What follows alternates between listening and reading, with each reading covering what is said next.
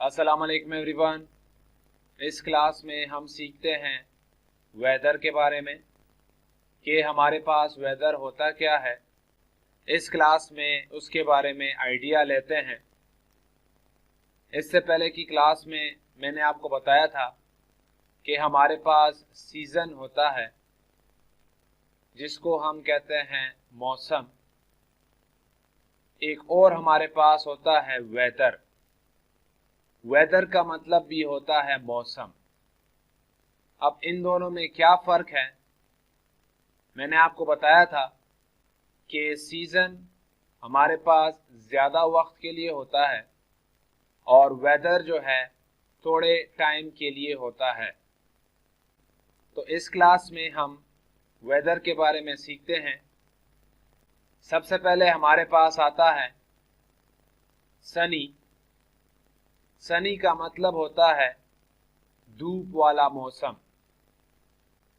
धूप वाले मौसम को हम कहते हैं सनी। उसके बाद हमारे पास आता है रेनी।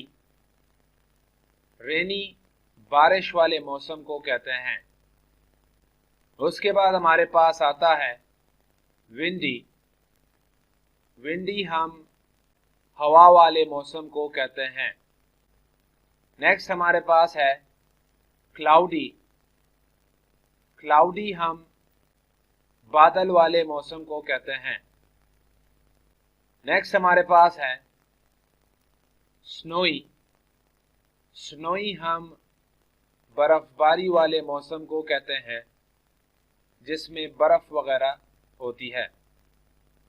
नेक्स्ट हमारे पास है फॉगी। फॉगी हम इस तरह के धुंध वाले मौसम को कहते हैं जिसमें मुश्किल से नजर आता है। उसके बाद हमारे पास आता है वेदर। वेदर का मतलब होता है मौसम जो थोड़े से वक्त के लिए होता है। एक दिन के लिए भी हो सकता है, 2 दिन के लिए, या ज़्यादा से ज़्यादा 3-4 दिन के लिए होता है।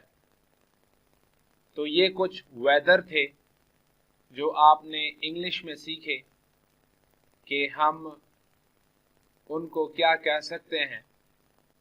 सनी का मतलब होता है धूप वाला मौसम। रेनी का मतलब होता है बारिश वाला मौसम।